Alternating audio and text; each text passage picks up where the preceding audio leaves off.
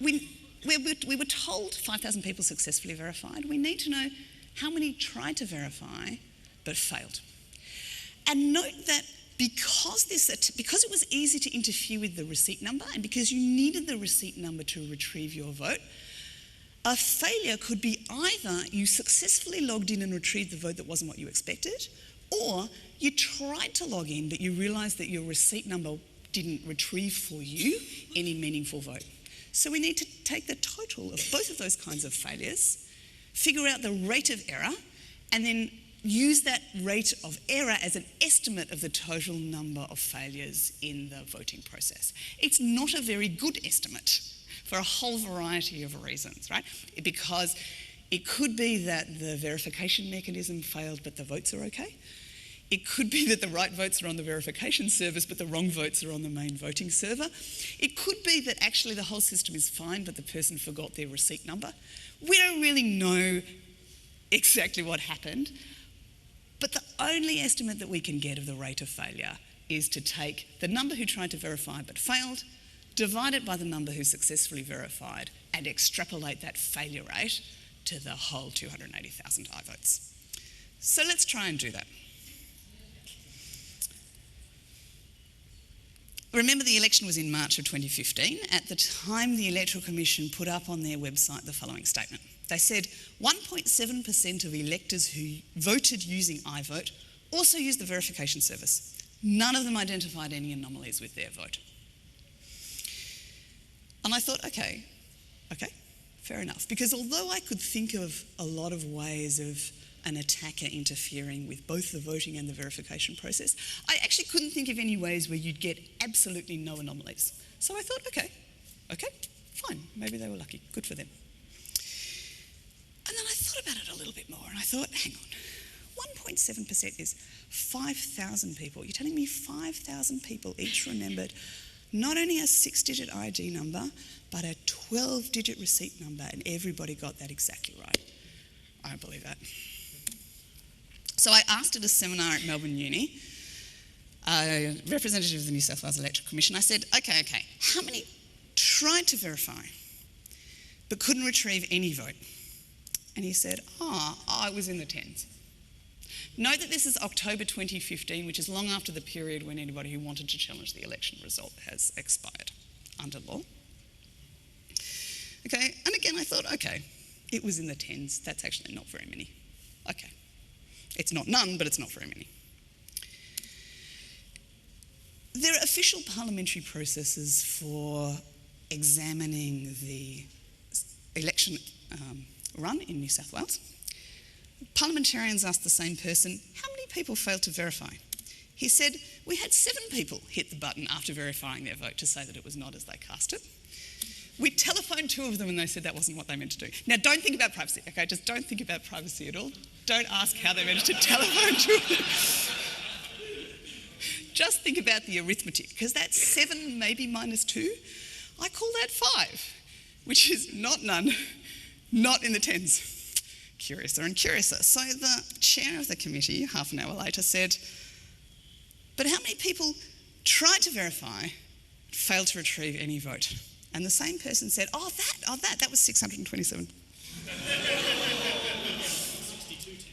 62 tens, which is sort of in the tens. Note that this is more than a year after the election and this is the first we've heard about it. I call that 10%. And given all the caveats that I said before about it not necessarily being very accurate, it could be an overestimate, it could be an underestimate of the true failure rate of that integrity of the voting process, I thought 10% was a fair thing to say, especially since, to be honest, it's really more like 12%, but who's counting?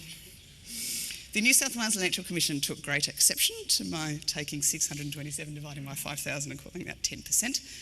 And they wrote a very rude, quite recent federal parliamentary submission about internet voting and what a wonderful thing it is. They said, it is believed that those 627 calls were made by approximately 200 unique voters. As a trained scientist, I have to love the use of the passive voice here. It is believed by nobody particularly specified. Not by me, that's for sure. All right. All we really know is that the election outcome wasn't verifiable. It's really hard to say anything else with any kind of confidence. We have some kind of an indication that indicates a failure rate of about 10%. We have no idea how accurate that is. We do know that at least one seat in the Legislative Council was decided by a much smaller margin than that indicated error. And it doesn't really matter whether you call it 627 or 200 or 300. The fraction of aye votes that it would have taken to change that seat is only a little over 1%. Now, verification is a logical process. If the logical steps aren't sound, the outcome might be wrong and you might just not know. We know there was a security problem. We don't know whether it was exploited. We don't know whether it changed an election outcome or not. And I think it's the not knowing that is really just unforgivable. If you're a West Australian voter, come and talk to me afterwards, because this is going to run in your state election in March or April of this year. So, who still feels smug? Hands up, hands up. No. Not even any New Zealanders who feel a little bit smug? Yeah, there you go. Excellent. All right, so enough about voting. I hope it's clear now why I think it's really sad that V-Vote has died and I-Vote is being more and more widely adopted. Now we're going to talk about counting software. Now, most people are already from Australia or New Zealand. If you're not, you need to know that Australian vote counting is hideously and magnificently complicated. Most Australians don't understand how it works. Australians write a series of preferences into a larger ballot that lists all of their different candidates, and then there's a very complex algorithm for assigning multiple seats at once in a proportional way based on all of the preferences that people have expressed. Most of this is done in software.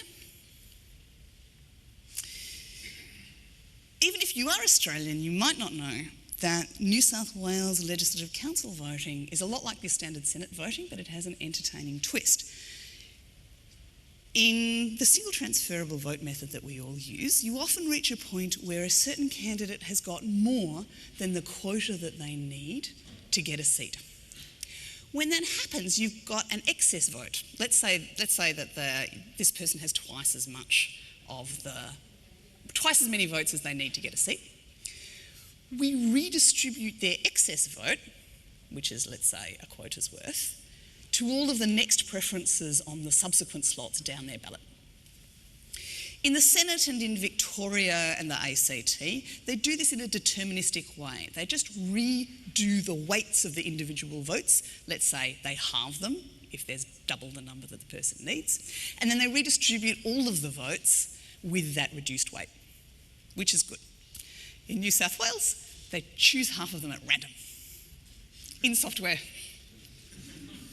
for which the source code is not available.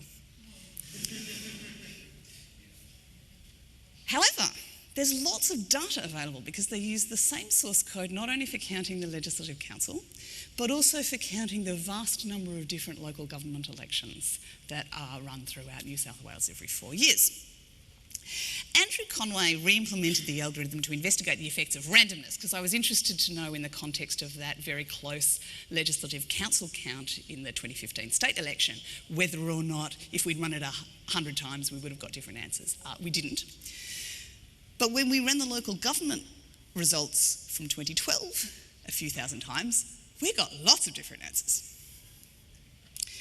In particular, we found not only that the randomness can make a big difference, even if the count is accurate, but also that there was a serious bug in the code that implemented the count.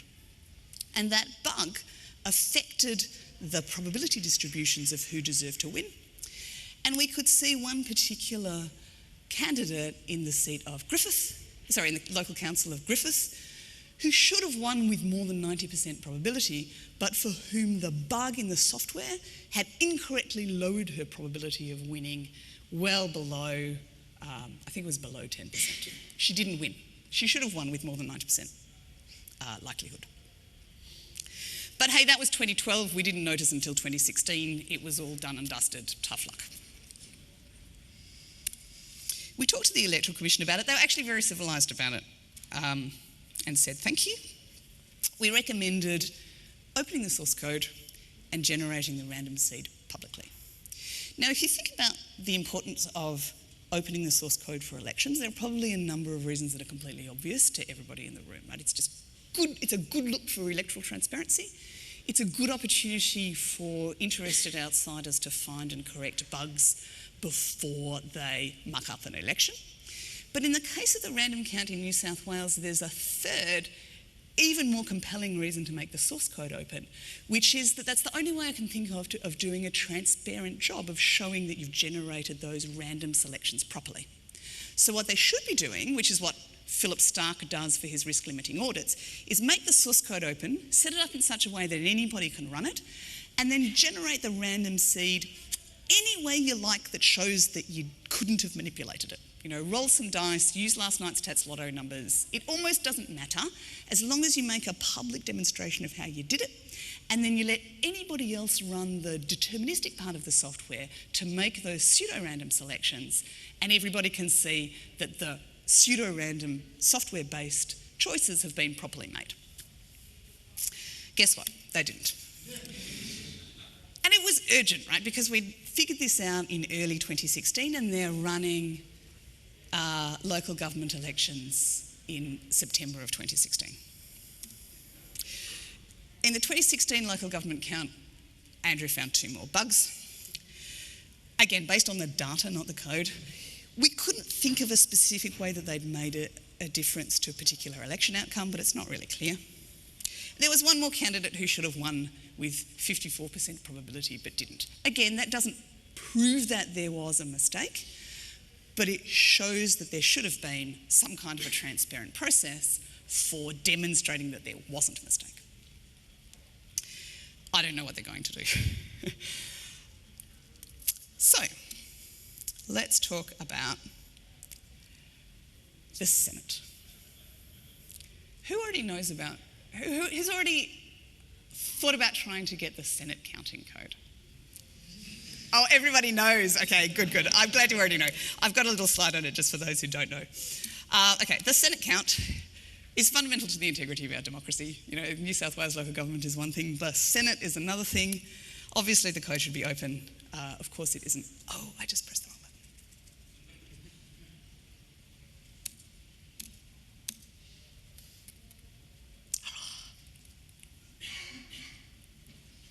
Sorry, how annoying. I got overexcited and crashed my computer. Well, you can see who I'm going to talk about anyway. It is just completely stuffed, isn't it? It showed up on the slideshow. Did I? Ah, here. There we go. Okay. It isn't. The AAC has, after many years of battling with Michael, refused to reveal the source code. I chose this particular article for the security through obscurity argument, which, in their defence, they had dropped by the time they actually got to court and substituted with an almost equally funny argument about how the tremendous commercial value of this software was so much more important than making sure they got it right. Exactly. Tens of dollars.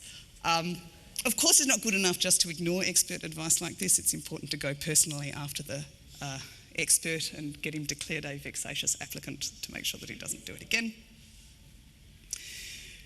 Many of you already know this much of the story. You may not know that just before the 2016 federal election, the Electoral Commission purchased a brand new Senate counting system just to prove how critically important, just to prove what great commercial value the old one had had.